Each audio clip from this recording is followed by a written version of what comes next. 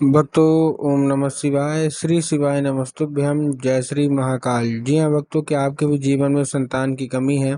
आप लोगों के जीवन में संतान की मतलब नहीं हो रही है। आप लोग बहुत ज़्यादा परेशान हो कि आखिरकार आपके जीवन में संतान क्यों नहीं हो पा रही है। आपने बहुत ज़्यादा डॉक्टरों को दिखा लिया, बहुत ज़्यादा प्रयास कर लिया, बहुत ज़्यादा दवाइयाँ करवा ली, ठीक है ना, बहुत ज़्यादा पैसे भी खर्च कर लिए, लेकिन फिर भी आपके जीवन में संतान की कमी बनी हुई है। तो ऐसे में कौन सा उपाय करें ताकि आपके जीवन से जो संतान की कमी है वो दूर हो जाए? आज की इस वीडियो के माध्यम से हम आपको बताने वाले हैं। तो बस उपाय ध्यान से अच्छे सुन के और अच्छे से करिएगा ज़रूर।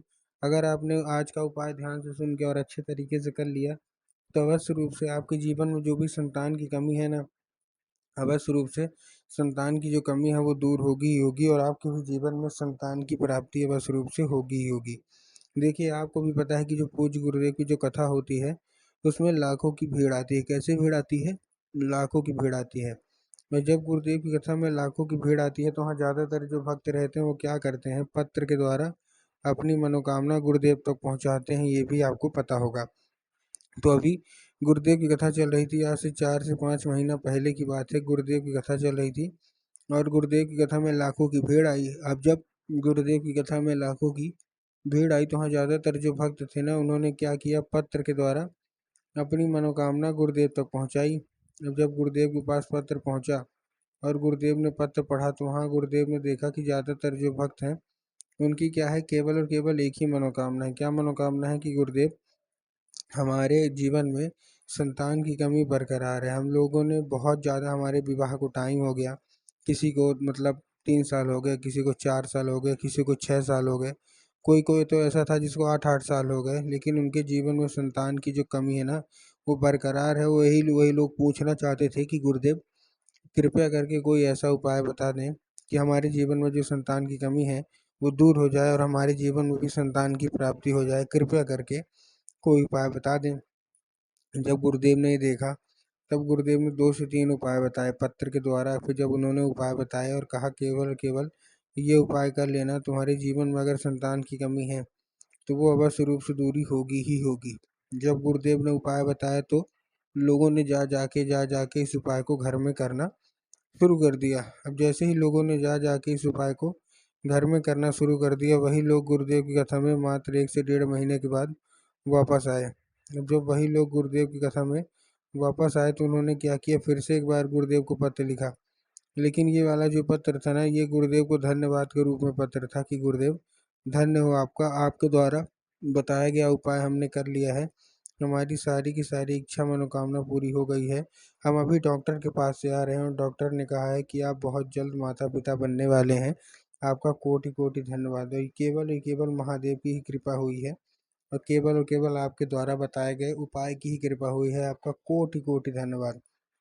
तो देखिए, जो लोग भी मेरी आवाज़ सुन रहे हैं, अगर आपको भी जानना है कि आखिर ऐसा कौन सा उपाय है जिसको करने मात्र से मनोकामना पूरी हो जाती है, तो चलिए हम बताते हैं आपको आज की इस वीडियो के माध्यम से कि आपको करना क्या है। तो बस उपाय ध्यान से सुन के अच्छे तरीके से करिएगा ज़रूर, ठीक। अगर आपने आज का ये उपाय ध्यान से सुन के अच्छे से किया तो अवश्य रूप से जो भी मनोकामना है ना पूरी होनी ही होनी है और आपके भी जीवन में जो भी संतान की प्राप्ति नहीं हो पा रही है वो भी अवश्य रूप से होगी ही होगी, ठीक। तो चलिए चलते हैं उपाय की ओर। लेकिन उसके पहले चैनल पर अगर पहली बार आए हैं और आवाज़ मेरी पहली बार सुन रहे हैं तो वीडियो कर दें लाइक और चैनल को भी कर लें सब्सक्राइब, ताकि पूजनीय पंडित प्रदीप जी मिश्रा के रोज़ नए नए उपाय जो कि मैं उनकी कथा से सुनता हूँ, श्रवण करता हूँ, सबसे पहले मैं आपको प्राप्त करा सकूँ, ठीक। तो देखिए, जो हमारा सबसे पहला उपाय है, इस उपाय में आपको करना क्या है। जो हमारा सबसे पहला उपाय है, इस उपाय में आपको एक नारियल लेना है। जितने भी महिलाएं हैं, ध्यान रखिएगा, आपको एक नारियल लेना है। और जब आप नारियल लेंगे तब आपको ध्यान रखना है कि जो नारियल है कौन सी होनी चाहिए। बहुत सारे लोग नारियल लेने में कंफ्यूज हो जाते हैं कि नारियल हमको कच्ची नारियल लें कि पकी नारियल लें। तब गुरुदेव ने साफ साफ बताया कि आपको पकी नारियल लेना है, ठीक। मतलब जो जटा वाली नारियल होती है वही नारियल आपको लेनी है, ठीक। आपने ले लिया। अब लेने के बाद आपको करना क्या है, जैसे आपने नारियल ले लिया, नारियल लेने के बाद आपको एक सफ़ेद कपड़ा चाहिए। क्या चाहिए? केवल और केवल आपको एक सफ़ेद कपड़ा चाहिए, ठीक। सफ़ेद कपड़ा भी आपने ले लिया। अब जब आप सफ़ेद कपड़ा लेंगे तब आपको क्या करना है, जैसे हम लोग पोटली मानते हैं ना, तो सेम टू सेम आपको क्या करना है, पोटली के रूप में, किसके रूप में, पोटली के रूप में आपको क्या करना है, उसको चुपचाप आपको बांध लेना है और उस नारियल में थोड़ा सा आपको क्या करना है, चंदन भी लगा देना है। समझ गए ना, चंदन जो होता है वो भी आपको लगा देना है। ठीक, लगा दिया। अब अच्छे से वो सफ़ेद वाले कपड़े में आप पोटली के रूप में उसको बांध लीजिए। पोटली के रूप में बांधने के बाद आपको करना क्या है, जैसे आपने बांध लिया, बांधने के बाद उसको आपको करना क्या है, चुपचाप आपको उसको लेके पहुंच जाना है कहाँ, सीधा सीधा शिव मंदिर। और जैसे आप शिव मंदिर पहुंचेंगे, शिव मंदिर पहुंचने के बाद आपको करना क्या है, आपको दक्षिण दिशा में खड़े होना है और उत्तर की ओर अपना चेहरा कर लेना है। अब देखिए, दक्षिण और उत्तर में भी बहुत सारे लोग कंफ्यूज होते हैं कि दक्षिण क्या है, उत्तर क्या है। हमको थोड़ा साफ साफ बताओ। तब गुरुदेव ने साफ साफ बताया है कि आप जिस भी शिव मंदिर जा रहे हैं, उस शिव मंदिर का जिधर साइड जलाधारी होगा, आपको अपना चेहरा उधर साइड करके खड़े हो जाना है। ठीक, खड़े हो गए। अब खड़े होने के बाद आपको क्या करना है, एक नाम लेके, कौन सा, महादेव का बहुत ही सुंदर सा नाम है, श्रम्भेश्वर महादेव। तो आपको करना क्या है, आपको श्रम्भेश्वर महादेव का नाम लेके उन्हीं का स्मरण करके आपको चुपचाप क्या कर देना है, आपको अर्पित कर देना है, बस।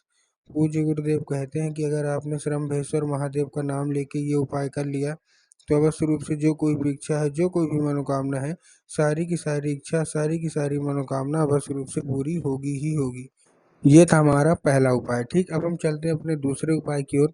अब देखिए, जो हमारा दूसरा उपाय है, इस उपाय में आपको करना क्या है, जो हमारा दूसरा उपाय है, इस उपाय में आपको सिंपल सा एक काम करना है। सफ़ेद आंकड़ा आप जानते हैं ना, तो आपको सफ़ेद आंकड़े की जो जड़ है ना, वो लेनी है। ठीक, तो आपने सफ़ेद आंकड़े की जड़ ले ली।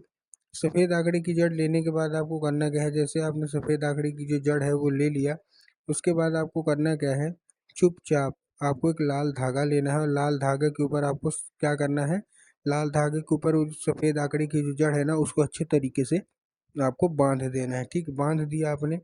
अब बांधने के बाद आपको ध्यान रखना है कि जो आप बांध रहे हैं अच्छे तरीके से बांध दीजिएगा, और ध्यान रखना है कि सफ़ेद आंकड़े की ही जड़ हो, सफ़ेद आंकड़े का फूल नहीं हो, जड़ हो। ठीक, बांध दिया। अब बांधने के बाद आपको करना क्या है, जैसे आपने बांधा, बांधने के बाद आपको चुपचाप एक काम करना है, उसको बांधने के बाद अच्छे से पहुंच जाइए कहाँ, सीधा सीधा शिव मंदिर। और आपको मैंने अभी आपको जैसे बाबा भोलेनाथ के ऊपर आपको 4 से 5 बार आपको उसको धागे को अच्छे से गोल गोल गोल गोल वो बांध देना है। बांधने के बाद आपको एक नाम लेना है, कौन सा, महादेव का बहुत ही सुंदर सा नाम है, श्रम्भेश्वर महादेव। तो आपको श्रम्भेश्वर महादेव का नाम लेके उन्हीं का स्मरण करके आपको क्या करना है, अच्छे से बांधना है। अब बांधने के बाद आपको करना क्या है, जैसे आपने बांध दिया, बांधने के बाद आपको उसको औषधि के रूप में मांगना है। अब जैसे आप उसको औषधि के रूप में मांगेंगे, आपको क्या करना है, 5 मिनट तक आप खड़े रहिए। फिर वही आपको उठा लेना है और क्या करना है, अपने कमर में, जितनी भी महिलाएं हैं अपने कमर में उसको बांध लीजिए। पूज्य गुरुदेव कहते हैं ज़्यादा से ज़्यादा 1 महीना, ज़्यादा से ज़्यादा 1.5 महीना, इतने के बीच अवश्य रूप से मनोकामना आपकी पूरी होगी ही होगी।